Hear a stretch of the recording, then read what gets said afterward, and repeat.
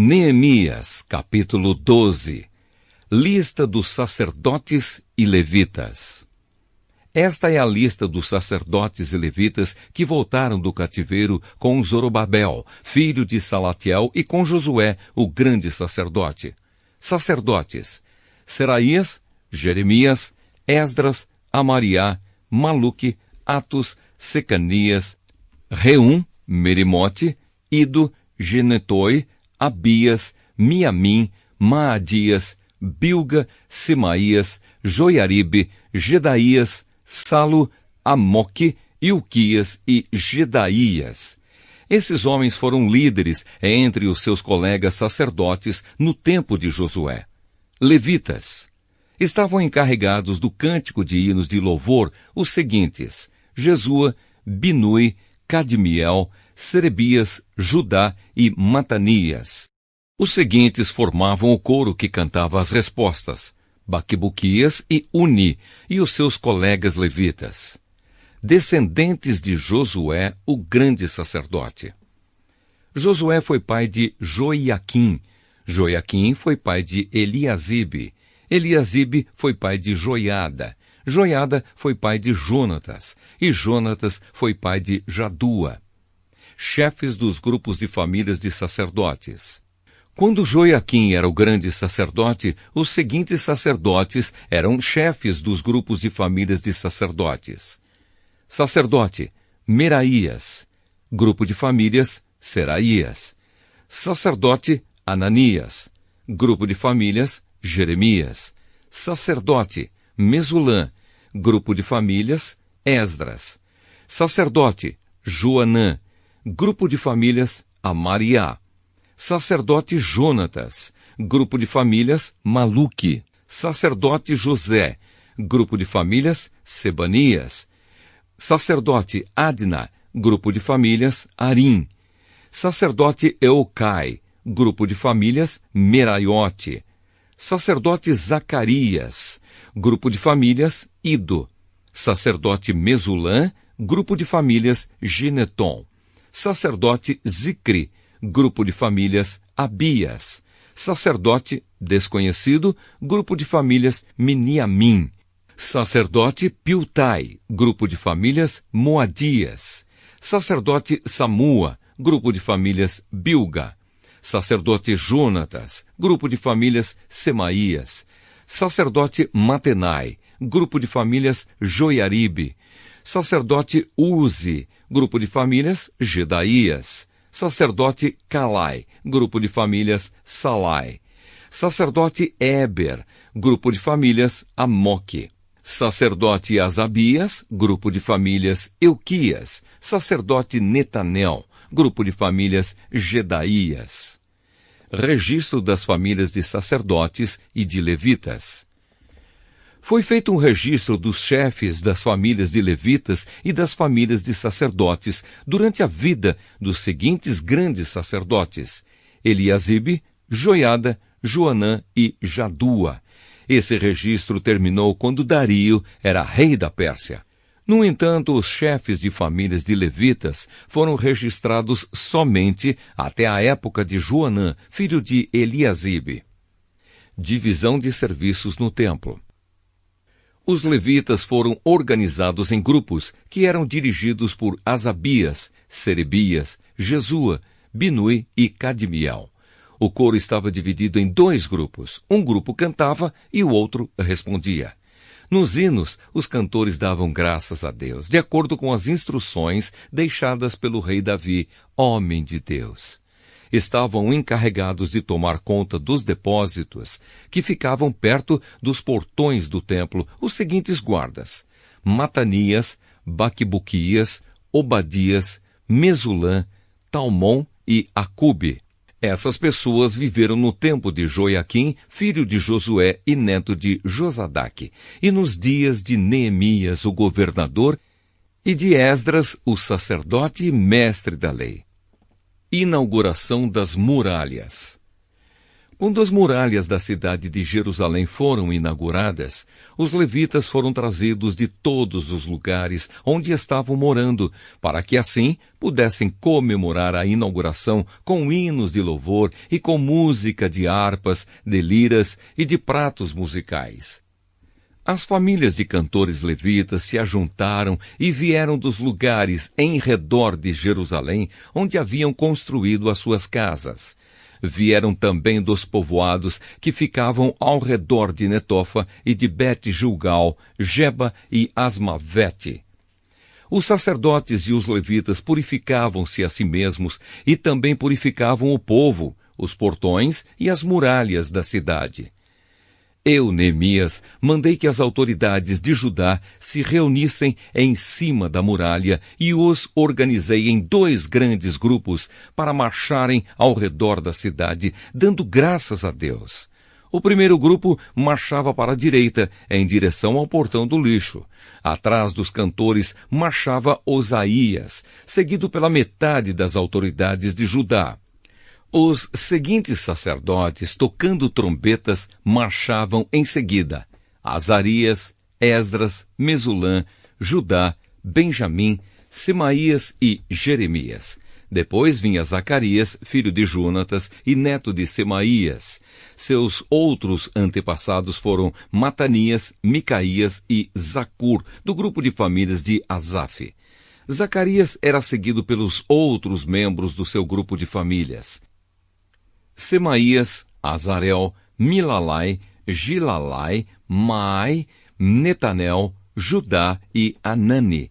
Todos eles levavam instrumentos musicais do tipo dos que tocava o rei Davi, homem de Deus. Esdras, o mestre da lei, ia na frente deste grupo. No portão da fonte, eles subiram as escadas que levavam até a cidade de Davi. Passaram pelo palácio de Davi e voltaram para a muralha no portão das águas, no lado leste da cidade. O outro grupo daqueles que louvavam a Deus saiu para a esquerda, também andando em cima da muralha, e eu o segui com metade do povo. Nós fomos desde a Torre dos Fornos até a muralha larga. Dali passamos pelo portão de Efraim, pelo portão de Gesana, pelo portão dos Peixes e pela torre de Ananel, e pela torre dos Sem, até chegarmos ao portão das Ovelhas, e a marcha terminou perto do portão do templo. Então, os 2 grupos chegaram até a área do templo. Junto com os chefes que estavam no meu grupo, também havia os seguintes sacerdotes, que tocavam trombetas: Eliaquim, Maazéias, Miniamim, Micaías, Elioenai, Zacarias e Ananias. E também Maazéias, Semaías, Eleazar, Uzi, Joanã, Malquias, Elão e Ézer. Os cantores chefiados por Jesraías cantavam o mais alto que podiam. Naquele dia foram oferecidos muitos sacrifícios. E o povo estava muito contente e feliz, pois Deus os havia enchido de alegria. As mulheres e as crianças também entraram na festa, e o barulho que o povo fazia podia ser ouvido de longe. O sustento dos sacerdotes e dos levitas. Ainda naquele dia foram nomeados homens que ficaram encarregados do depósito onde eram guardadas as ofertas para o templo e também a 10ª parte das colheitas e os primeiros cereais e frutas colhidos cada ano. Esses homens recolhiam nas fazendas, de perto das várias cidades, as contribuições exigidas pela lei para os sacerdotes e levitas, conforme a lei mandava. Todo o povo de Judá estava contente com o serviço dos sacerdotes e dos levitas, porque eles haviam realizado as cerimônias de purificação e as outras cerimônias que Deus havia mandado. Os músicos do templo e os guardas do templo também cumpriam os seus deveres de acordo com os regulamentos feitos pelo rei Davi e pelo seu filho Salomão. Desde a época do rei Davi e de Asaf, o músico, muito tempo atrás, os músicos haviam dirigido os hinos de louvor e de agradecimento a Deus. No tempo de Zorobabel e também no de Neemias, Todo o povo de Israel dava diariamente ofertas para o sustento dos músicos e dos guardas do templo. O povo dava uma oferta sagrada para os levitas, e estes entregavam aos sacerdotes a sua parte.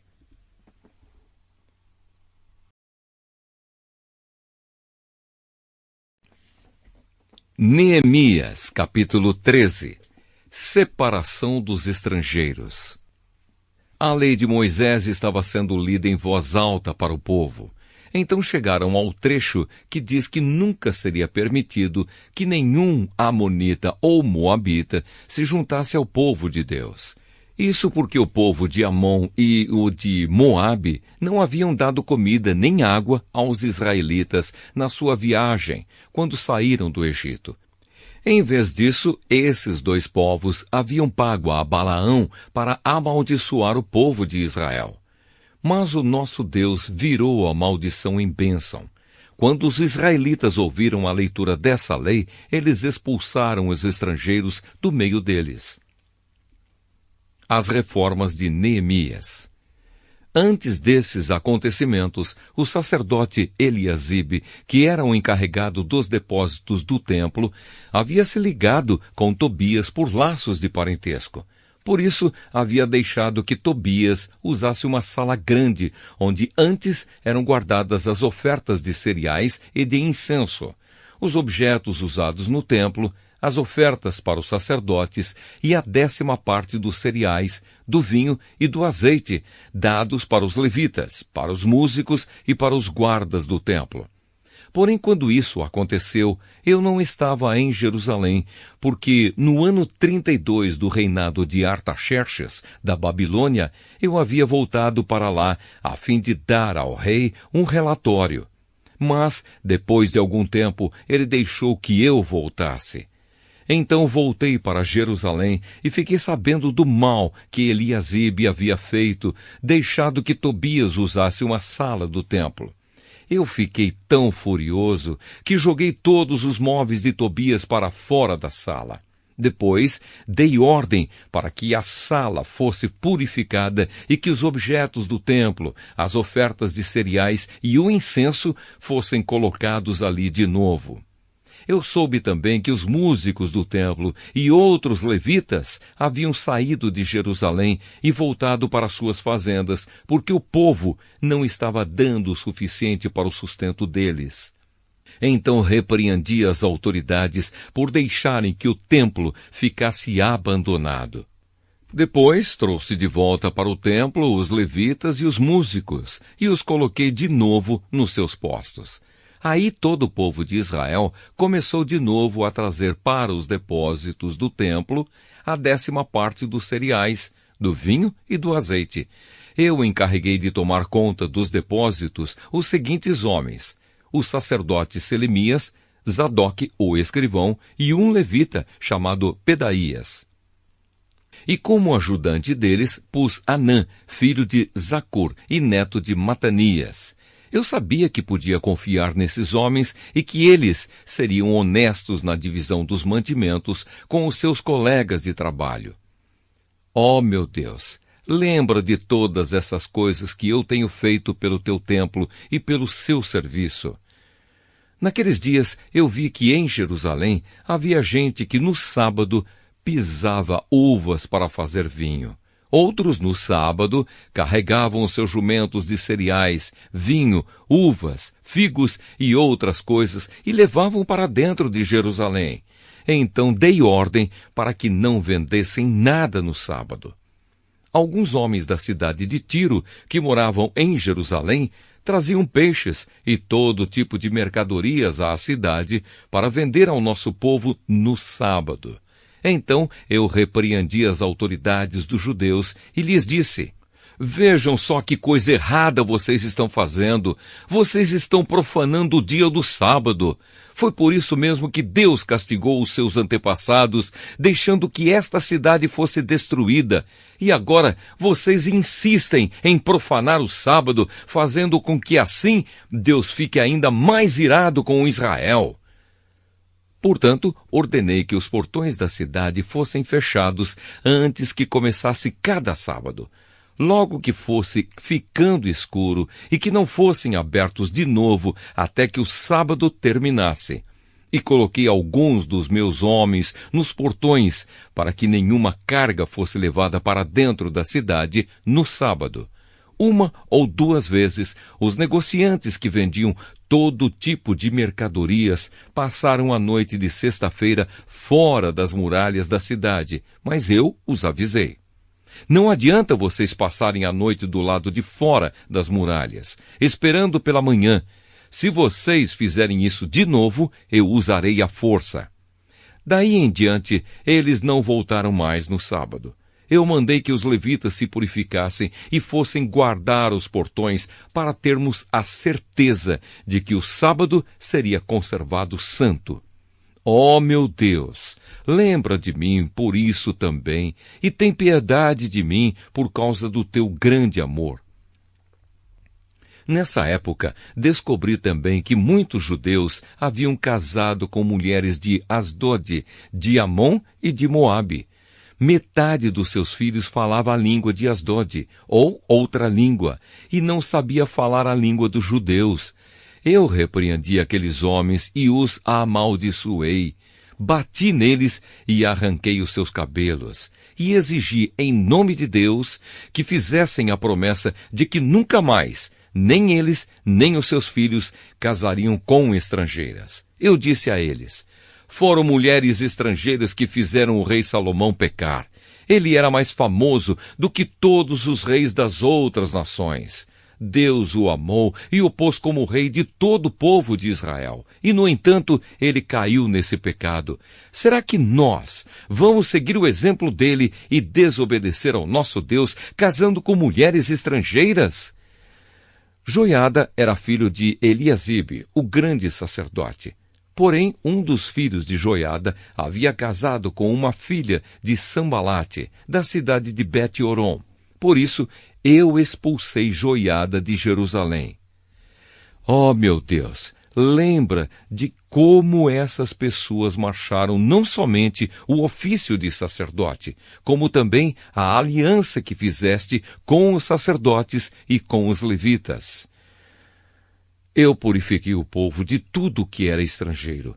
Fiz regulamentos para os sacerdotes e para os levitas, a fim de que cada um soubesse qual era a sua tarefa. Organizei o fornecimento da lenha a ser usada nos sacrifícios, para que fosse trazida no tempo certo. E fiz regulamentos a respeito das ofertas, dos primeiros cereais e das primeiras frutas colhidos pelo povo. Lembra de tudo isso, ó meu Deus, e me abençoa.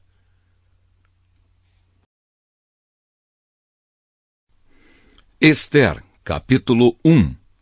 A rainha Vasti desafia o rei Xerxes. Foi no tempo em que Xerxes era rei da Pérsia. A capital era Suzã e o reino se dividia em 127 províncias, que iam desde a Índia até a Etiópia. No terceiro ano do seu reinado, o rei deu um banquete para todos os seus oficiais e servidores. Estavam presentes também os chefes dos exércitos da Pérsia e da Média, e os governadores, e a gente da nobreza das províncias. Durante 6 meses, Xerxes exibiu a todos as riquezas do seu reino e o luxo e o esplendor da sua corte. Depois dos 6 meses, o rei ofereceu nos jardins do palácio um banquete para todos os moradores de Suzã, tanto os ricos como os pobres. A festa durou 1 semana. O pátio estava todo enfeitado com cortinas de algodão brancas e azuis, amarradas com cordões de fino linho vermelho, que estavam presos por argolas de prata a colunas de mármore. O piso era feito de ladrilhos azuis, de mármore branco, de madrepérola e de pedras preciosas. Nesse pátio havia sofás de ouro e de prata. Os convidados tomavam as bebidas em copos de ouro, todos eles diferentes uns dos outros, e o rei mandou que o seu vinho fosse servido à vontade. Todos podiam beber o quanto quisessem. O rei havia ordenado aos empregados do palácio que servissem a todos os hóspedes quanto vinho eles quisessem. A rainha Vasti também ofereceu no palácio real um banquete para todas as mulheres dos convidados. No 7º dia de banquetes, o rei já havia bebido bastante vinho e estava muito alegre. Aí ele mandou chamar os 7 eunucos, que eram os seus servidores particulares. Eles se chamavam Neumã, Bista, Arbona, Bigtá, Abacta, Zetar e Carcas. O rei ordenou que eles fossem buscar a rainha Vasti e que ela viesse com a coroa de rainha na cabeça. Ela era muito bonita e o rei queria que os nobres e os outros convidados admirassem a sua beleza. Mas a rainha não atendeu à ordem do rei e por isso ele ficou furioso. Antes de tomar qualquer decisão, o rei consultava os entendidos em questões de lei e de costumes. Portanto, mandou chamar os conselheiros em quem ele tinha mais confiança, isto é, Carcena, Setar, Admata, Tarsis, Meres, Marcena e Memucã. Estes eram os 7 ministros da Pérsia e da Média, que ocupavam as mais altas posições no reino e serviam como conselheiros íntimos do rei. Ele perguntou: eu, o rei Xerxes, mandei por meio dos meus servidores uma ordem à rainha Vasti, mas ela não obedeceu. De acordo com a lei, o que deve ser feito? Aí Memucã disse ao rei e aos seus ministros: o que a rainha fez é uma ofensa, não somente contra o Senhor e os seus ministros, mas também contra os homens de todas as províncias do reino. Pois quando em todo o reino as mulheres souberem do que a rainha fez, elas irão desprezar os seus maridos e vão dizer: o rei Xerxes mandou buscar a rainha Vasti e ela não foi.